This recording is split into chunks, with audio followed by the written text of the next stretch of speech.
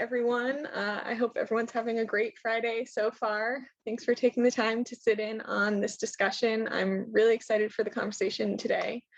A bit about me. My name is Sarah. I work for a company called Tool Design. We are a planning, engineering, landscape architecture firm that focuses on creating safe and vibrant and livable communities where folks can or walking and biking and taking transit is accessible for all people. I'll be your moderator for this session today. It's called Overcoming Roadblocks to Bicycle and Pedestrian Plan Implementation. In my work, I embrace the role of plangineer, and I really enjoy seeing how projects move through the planning and design and implementation phases. But my favorite part is always seeing projects get on the ground and seeing folks get to start using those projects. And I know that in the planning stage, it can often seem like the goal of a plan is adoption when the goal is truly implementation, the end result of which is improving people's lives through the work that we're doing. But we know it can be really overwhelming, especially when you've just adopted a plan that has dozens or maybe hundreds of projects, and it can be daunting figuring out where to start. So the objective here today is to dig into the details, discuss some tips and tricks to successfully implementing bicycle and pedestrian projects. So before we dive in, let me introduce you to our wonderful panelists. Julia Malma-Laycock is an active transportation planner with the San Mateo County Office of Sustainability. I've had the pleasure of working with Julia over the past 2 years that she's been with the county, and am always blown away by how much she's gotten done in that time, from community engagement to stakeholder education to pursuing funding to get projects implemented. So it's great to have her here. Sue Ellen Atkinson works for the City of San Mateo as the Principal Transportation Planner in Public Works. Under her direction, the city is doing an awesome job in really planning for all modes. We worked with the city recently on their bicycle master plan, and now they're working on a transit-oriented development pedestrian access plan, among a handful of other multimodal, multifaceted planning efforts. Patrick Gilster is the manager of programming and monitoring at the San Mateo County Transit District. You could say that Patrick is the person who holds the purse strings. It's rare for us to interface directly with the folks who are managing the grants, so I'm really excited to have Patrick in the room with us here today and to hear his perspective. Sneha Adhikari is an engineer with Tool Design, and she spearheads our firm's community engagement practice. I really admire her commitment to equitable and effective community engagement, and have learned a lot from working with her. So Chelsea, could we share the Mentimeter poll results? Mm-hmm. Before we dive in, we just want to take a look to see what comes to the top of people's minds as as the barriers to implementation. And I think funding seems to be number one, which is not surprising. and that's why we're here today. So funding, parking is a big one. So thinking about trade-offs that different projects might have. It looks like staff and stakeholder innovation, willingness of the community buy-in. These are all things that we'll touch on here today. And if there's anything that doesn't come up in our discussion, please continue to drop questions and comments in the chat box, and we will get to those in the Q&A at the end. So thanks, Chelsea. I think we can jump into the discussion. So given that funding was the number one thing that came up, and I think it can also often be an afterthought in the project feasibility process. So let's start there. Our first question is going to be for Patrick.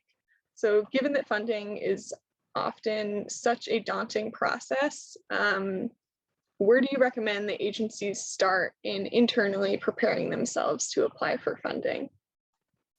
Yeah, I think starting out when you think about funding, I mean, when we take a look at bike and ped plans that Sarah mentioned, it kind of seems like the afterthought section. It seems to be like oh, we just put a giant list of funding sources in basically an appendix at the very end of a report and then called it a day and said, here's just different areas to explore. So I think one of the big things for me is actually starting to take a look at that and say, oh, well, let's take even a further step back before we can get to the funding and say, how do we kind of change our prioritization process? And it's not even change the prioritization, maybe it's adding on to the prioritization process.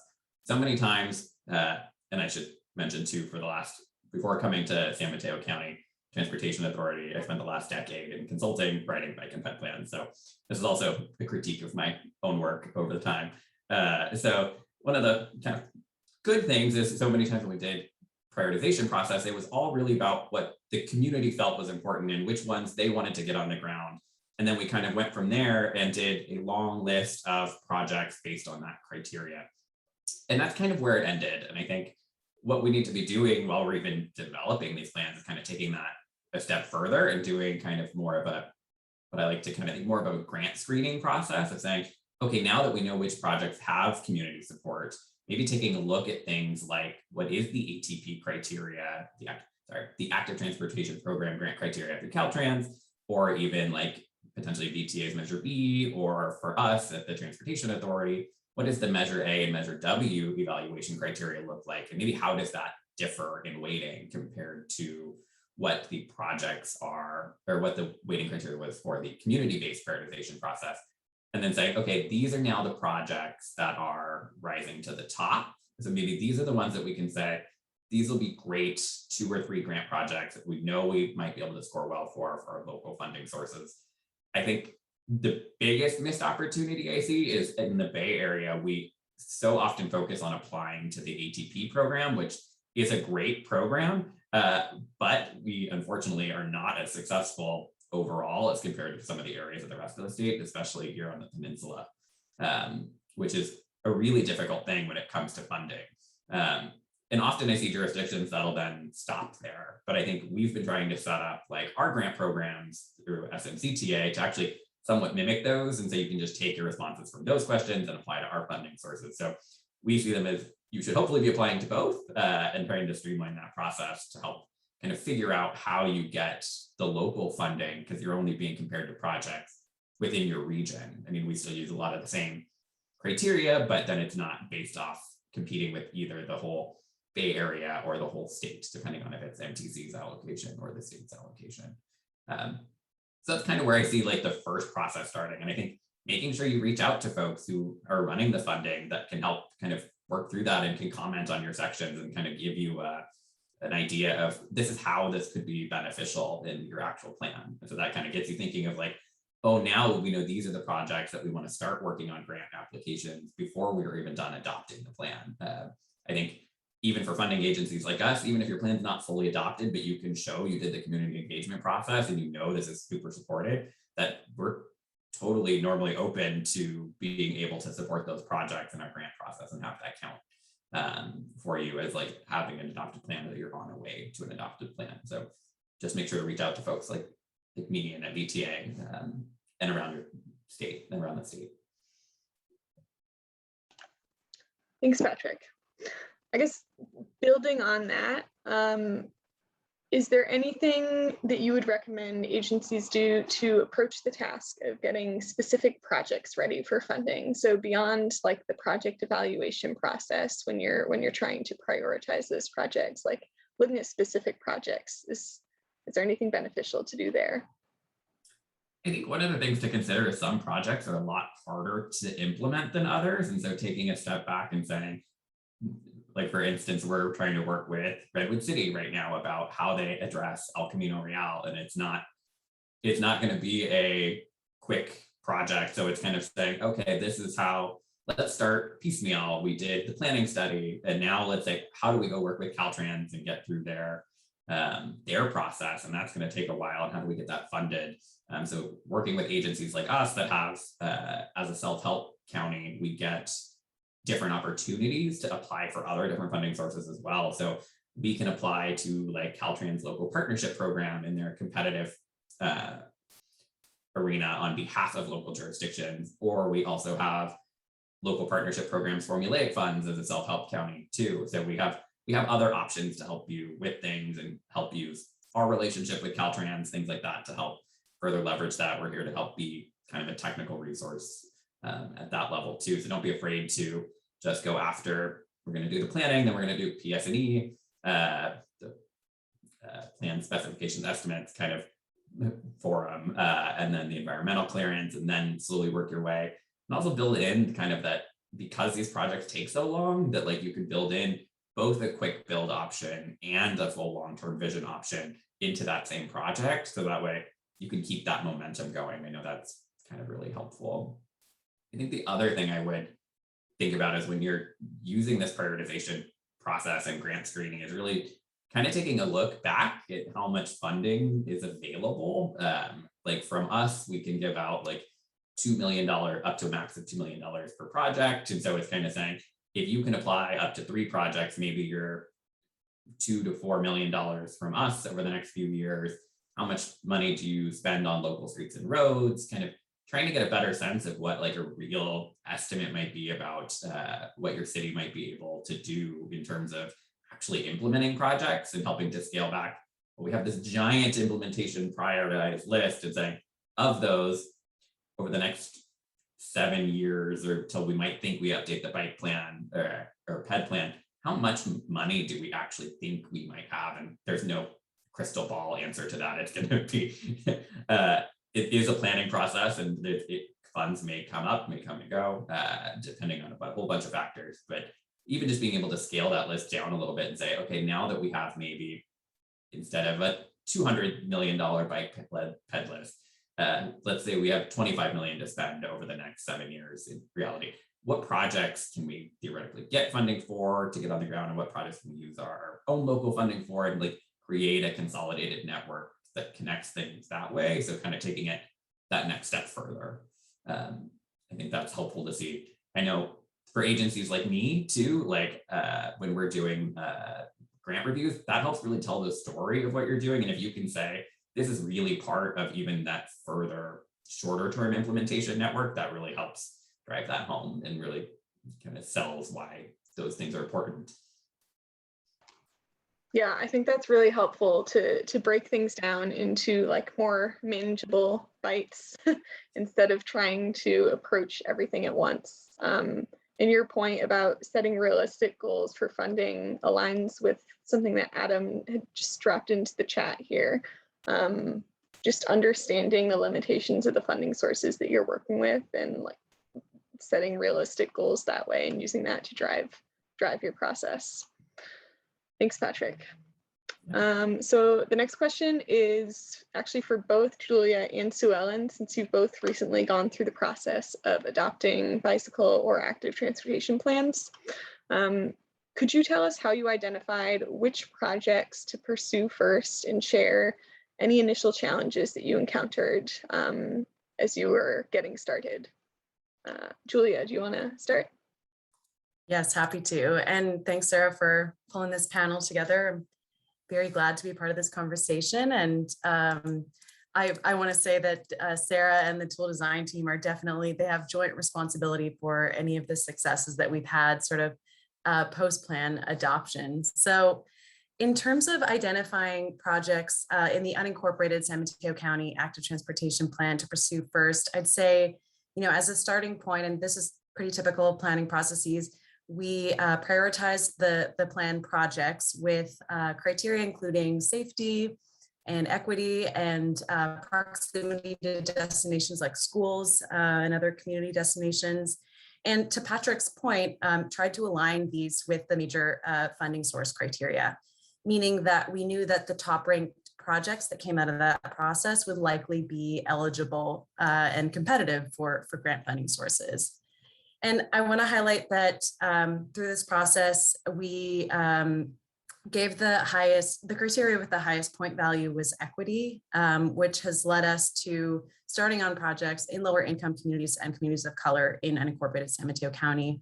And this is important because in unincorporated San Mateo County, at least, there tend to be fewer, safer bicycle and pedestrian facilities, and at the same time, a higher number of collisions that are either fatal or severe for bicyclists and pedestrians in lower income communities and communities of color. And so, that was the rationale for doing that. And something that set us up for some of the initial success, I would say, was also including, as part of the plan process, further design and sort of definition to a handful of bicycle and pedestrian projects. That meant that once the plan was adopted, we had projects that were already a bit further along and, than the typical sort of 1,000-foot bird's eye high level view of a lot of facilities that are part of a plan, part of a set of recommendations. And so these projects were more ready for things like grant applications and inclusion in, our public works planned paving projects. But at the same time, I would say that the majority of the projects in our plan, and this is likely the case in a lot of other jurisdictions, have a lot of unanswered questions about things like trade-offs, in terms of parking or traffic lane removal and other, just looking at the final design and what that would look like, because plans are so high level, because they span, a large area. And so they do require a lot of the facilities additional study and additional community outreach, most importantly. And so this is where, something like a post-plan study will come in. And that's what we're also moving forward with. So, shout out to Caltrans. I don't know if anyone from Caltrans is here, but for funding one such upcoming study that we are moving forward, which is going to assess the feasibility of a bicycle and pedestrian crossing of the Caltrain tracks in North Fair Oaks. And at the same time, define with the community, at a sort of more granular level, what the bike boulevards on the residential streets in North Fair Oaks that might connect to this crossing will look like. Because there are, as many of you know, many ways to implement traffic calming and different measures that may or may not be acceptable given trade-offs that they imply. And so I think the second part of your question, Sarah, was about initial challenges, and I'll speak briefly to those. For us, internal coordination was a big one initially. We didn't have a mechanism for collaborating and coordinating on, on specific projects among departments.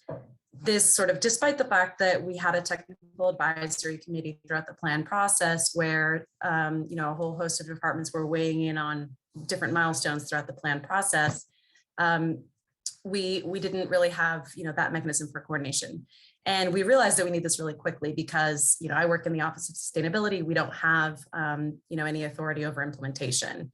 And so we've since set up a multi-departmental team that's made up of both planners and engineers to really work together to initiate projects and to collaborate on grant applications. And it's been really successful so far and really crucial for moving plans from the, projects from the proverbial plan on the shelf to implementation and getting them off the ground and then on the ground, to use the framing that was discussed earlier. And then, one more thing was we also experienced some challenges in terms of the level of comfort really with new types, I guess, new to unincorporated San Mateo County types of facilities and infrastructure. So for example, protected bike lanes that use those plastic flex posts. We don't have any of those in San Mateo County, and there isn't really a comfort with that, with the design and engineering for those facilities yet. And so, I'm not going to pretend that we've solved this overnight. And I think, everybody here, this is a constantly evolving space and we're all learning.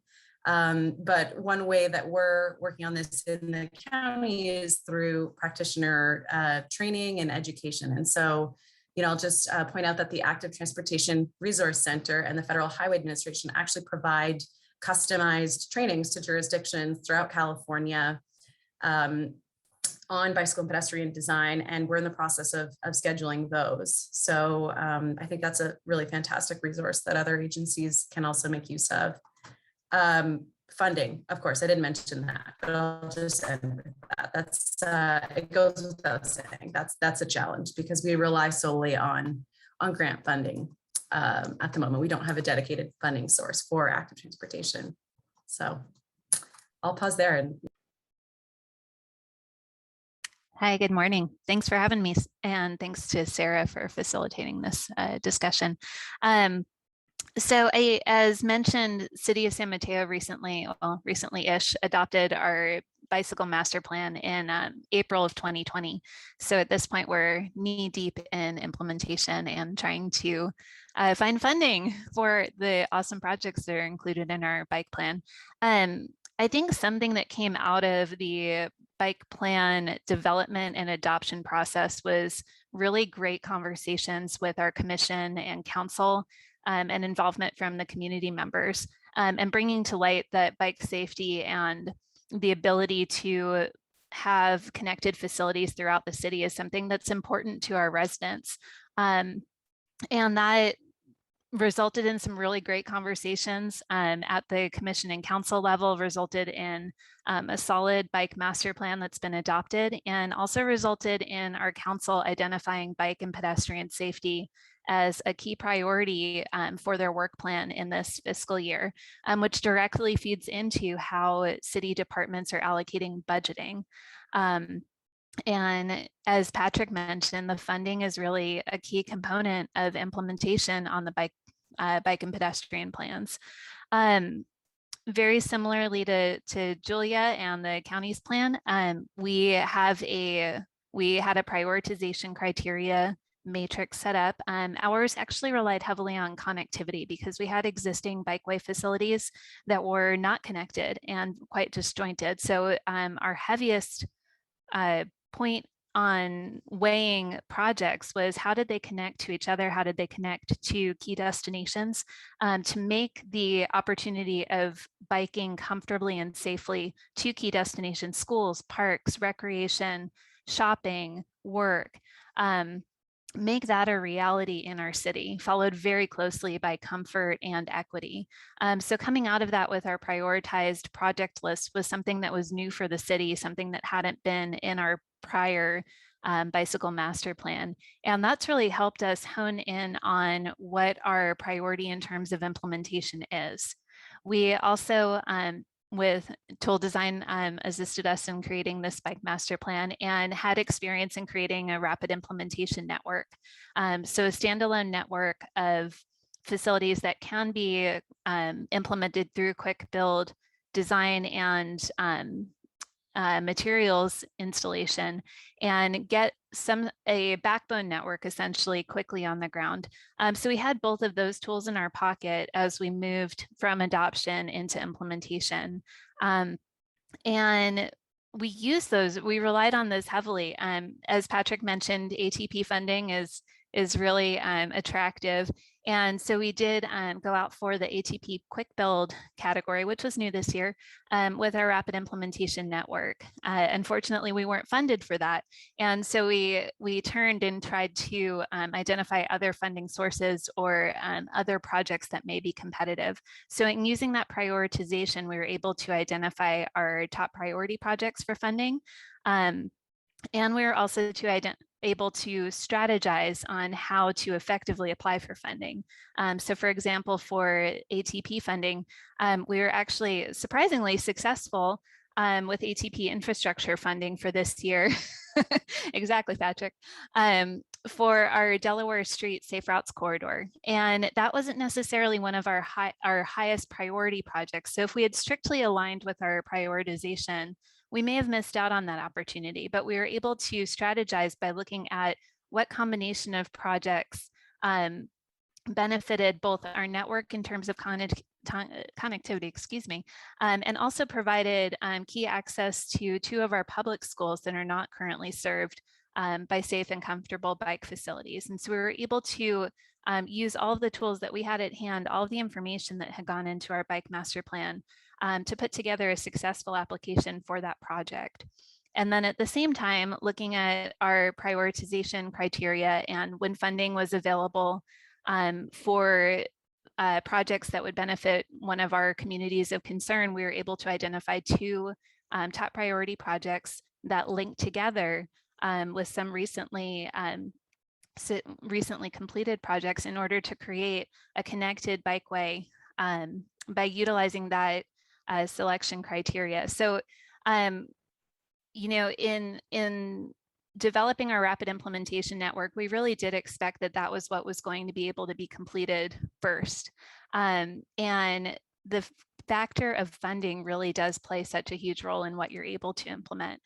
So we're trying for the rapid implementation network, and we'll do that perhaps not as quickly, but we've also been able to use all of the information that we had at hand to effectively apply for grant funding, incorporate into our city's pavement management program. We have now have a great communications scheme within Public Works that we're integrated in the regular pavement management schedule. And when we have roadways that are coming up for pavement renewal or resurfacing, we're able to work with the CIP team to identify bike projects that can be implemented at the same time.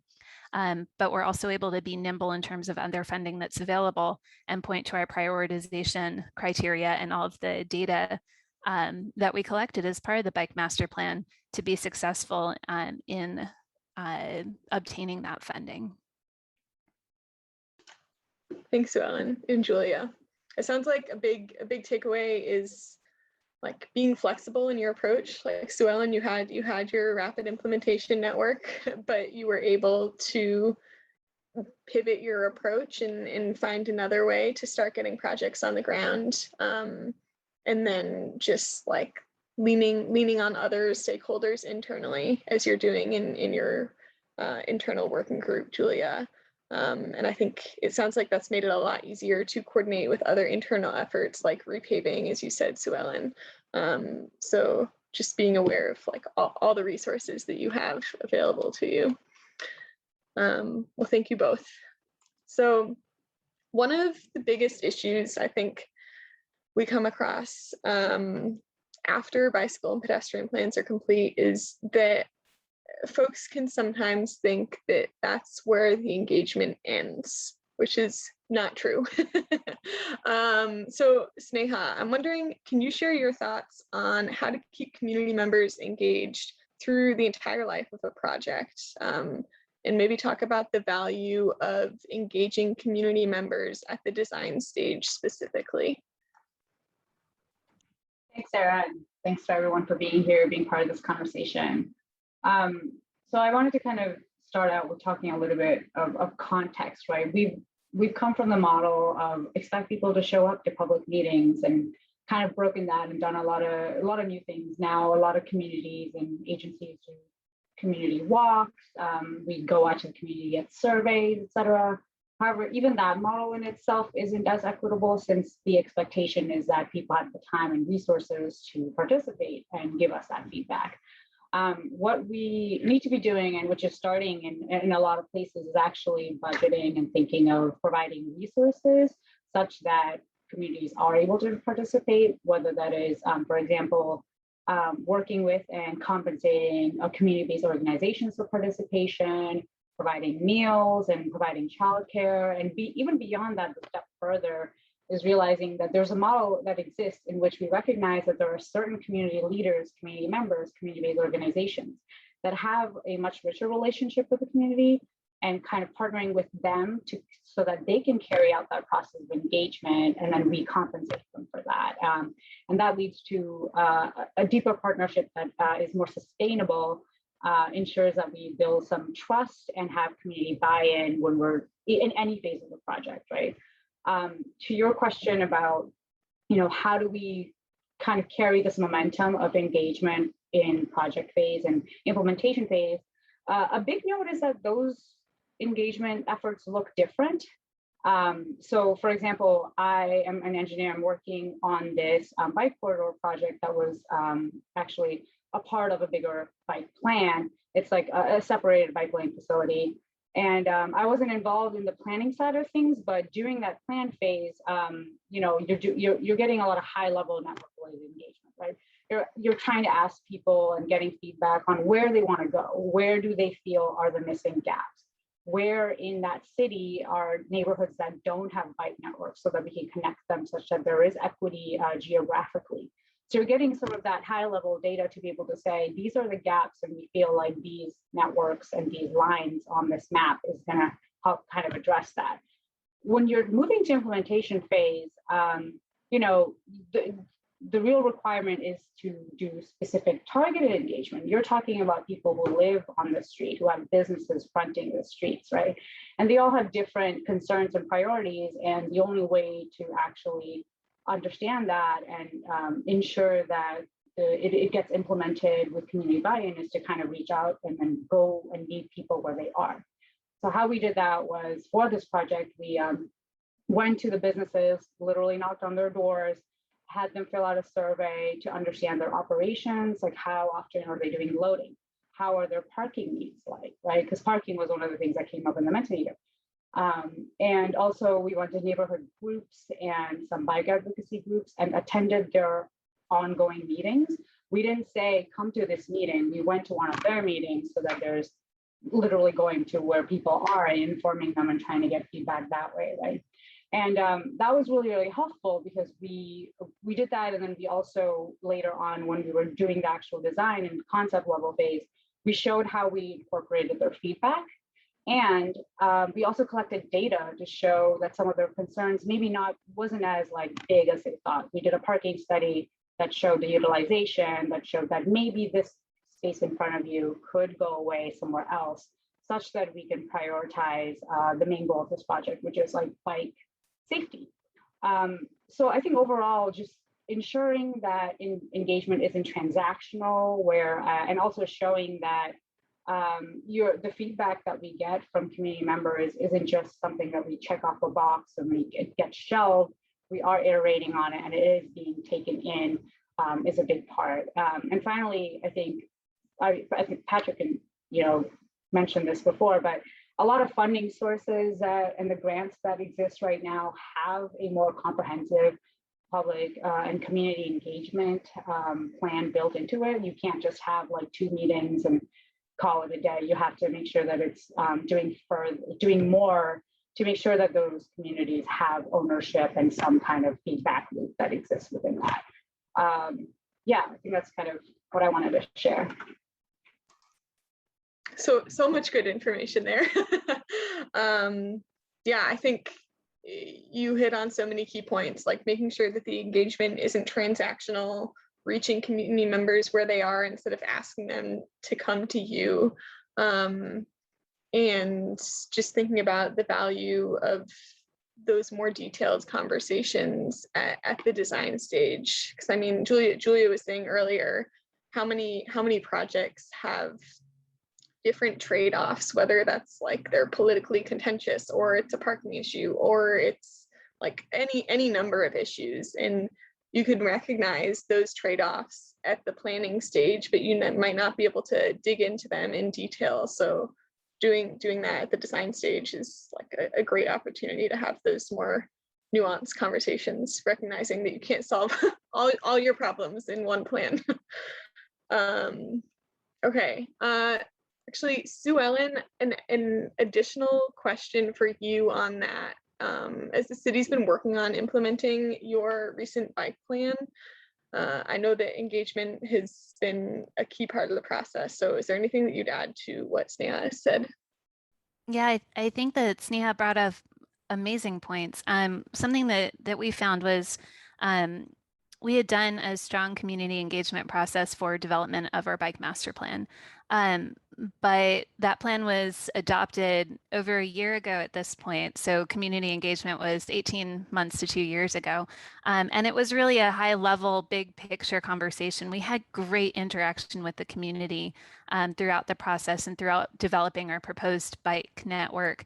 But inherently, a large citywide plan is a very theoretical process when you're putting these projects together. We know we're in this every day. We know that the lines on the map are individual projects, but for our community members, it's not something that becomes a reality until it's personally felt. So when we were going through our bike master plan, we committed to doing community engagement for each individual project, which, as we know, the lines on the map are a lot of projects. They take time to implement. So over the course of several years, we really hope to get to all of them. Through CDBG Community Development Block Grant funding, we're able to implement our number 2 and number 4 top priority projects in our North Central neighborhood. And as part of that, we put together a community workshop that we worked with Silicon Valley Bike Coalition. We have a great local team, small but growing, to get the word out about that, and with the neighborhood association, with any entities that we were able to reach out to residents. And we had, I think, about 20 participants there, but from a large neighborhood with a large project, we knew that we weren't reaching everyone through those communications means. Also, people are zoomed out at this point.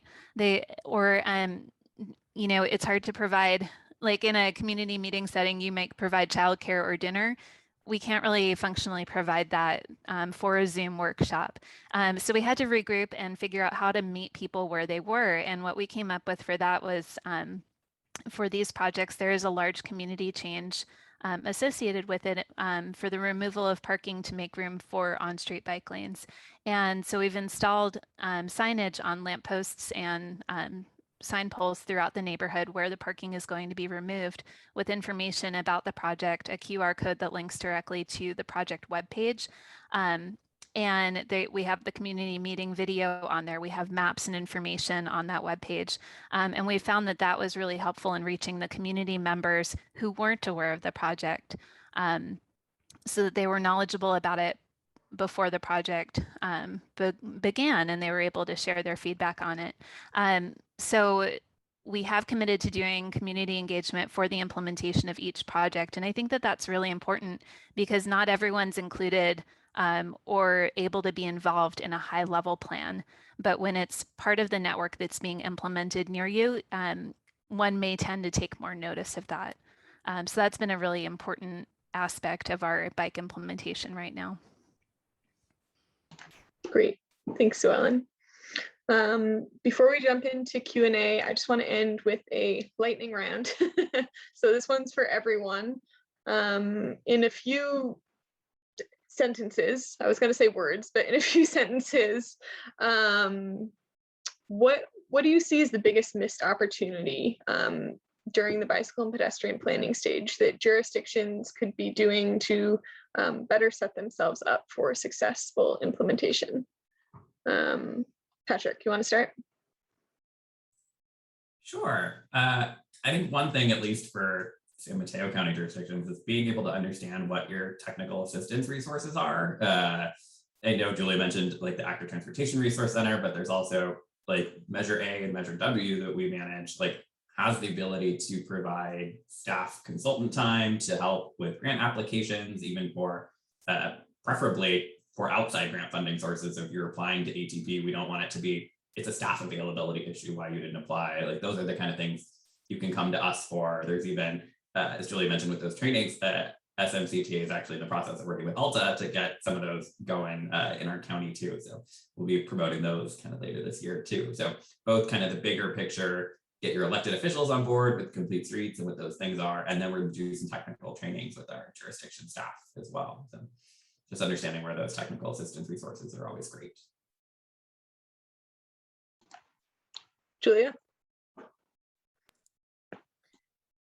Yeah, I think, one of the big takeaways for me is bringing staff who are responsible for design, engineering, implementation into the planning process as meaningful partners early on, so that you can consider, leverage their expertise, consider their perspective, address issues that, come up early on. And then so that collaborative relationship and implementation team is already in place, and you can hit the ground running. And, multiple departments have ownership over the plan and care about, seeing projects come to fruition. Sue Ellen? I think the biggest takeaway and something that I intend to apply toward future plans is linking projects better. We have our prioritization process. We have all of our prioritized projects. For some, there are multiple segments that are associated as one project. Right now, what we're trying to do is on an ad hoc basis, figuring out what projects may link together to complete that network in that area and combining them. And I wish that we had done that as part of the planning process. So we had package groups or this project might link with this one, that sort of thing, to make that process a little more seamless on the back end. Sneha?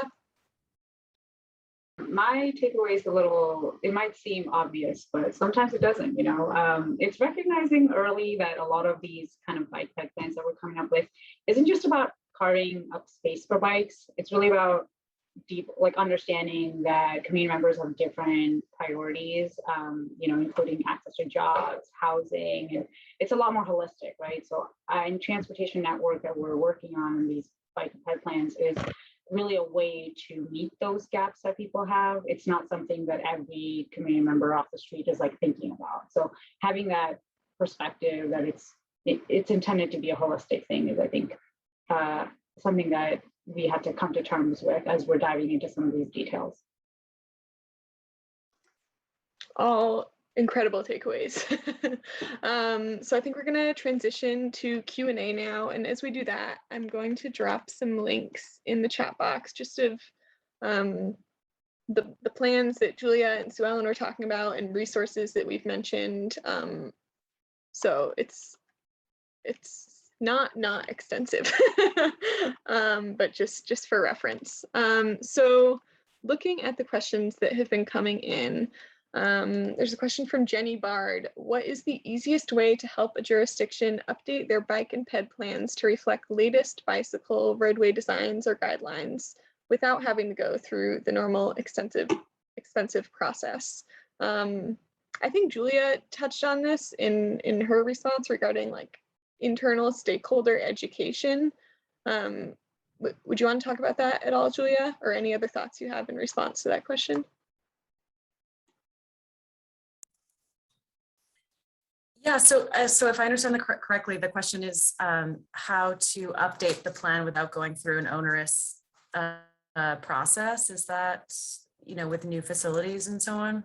I'm afraid I don't know that that's possible, and I'm curious to hear from other folks on the call. But I think if you're going to update the plan, it's touching on what Sneha shared and others have shared. It's really important to go through that community process.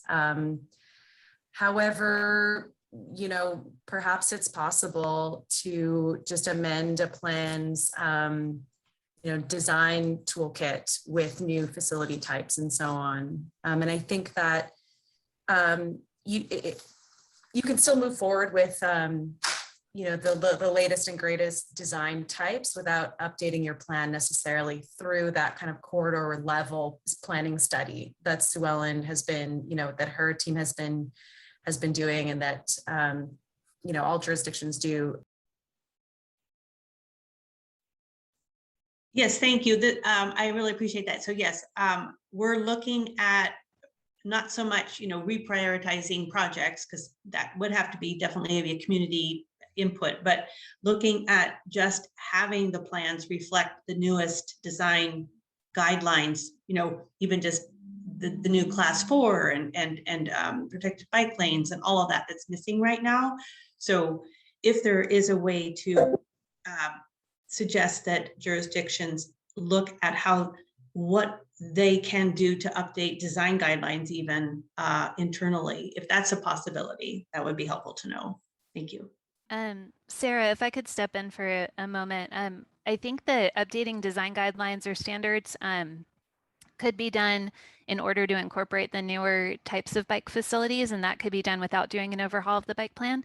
If looking at where these types of facilities might fit into an existing bike plan or proposed network, I agree with Julia. It's hard to do that without the community engagement and the data analysis. So I want to say that first, but perhaps looking at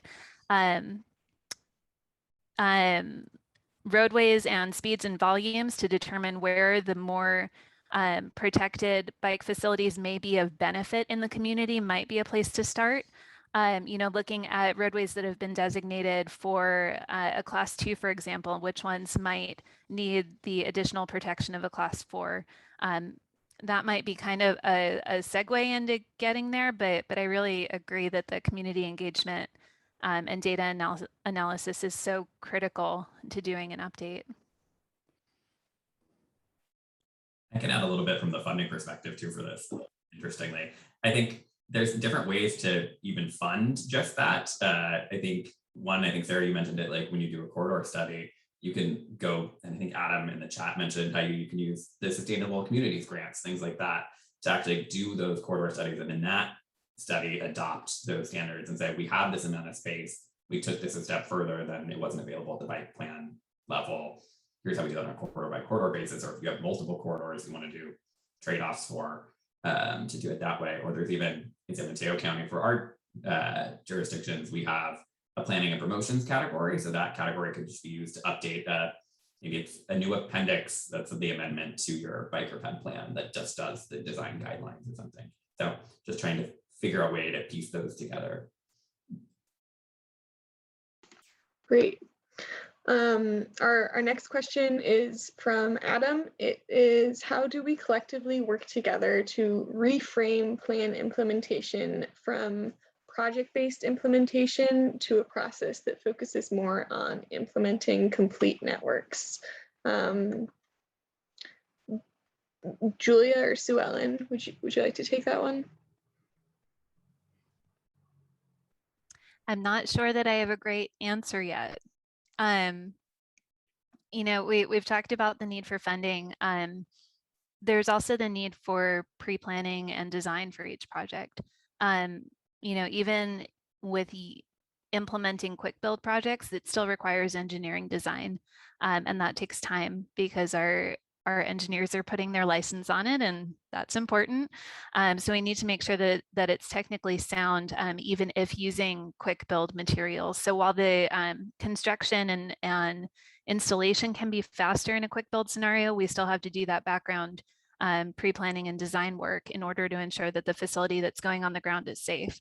I think that inherently some facilities are complex and require additional time in design.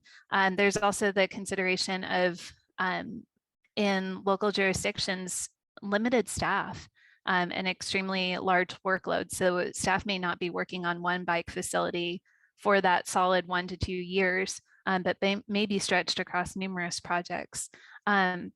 So unfortunately, I don't have the answer to this, and I look to others on the panel to see if they have suggestions, or look to others in the audience who might have some ideas. But this is something that we're constantly aware of and trying to move forward more quickly on. I actually have an answer, but it's actually, I think, your answer as well, and from what we talked earlier.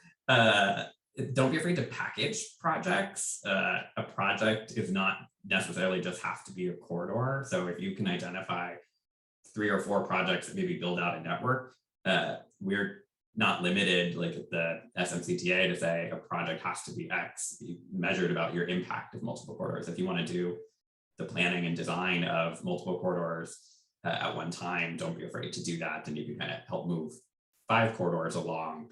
Maybe you don't apply for funding for construction for each of them altogether, because that's a much larger number, but then you at least have moved those projects through environmental clearance and through design and things like that.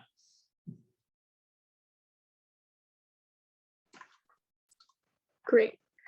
Our next question is a great one. How do we move from all of this taking 5 to 15 years for one corridor to taking 1 to 2 years for creating safe streets? So I think that touches on the quick build process and maybe some main considerations of quick build projects in feasibility and implementation. Does anyone want to take a stab at that one?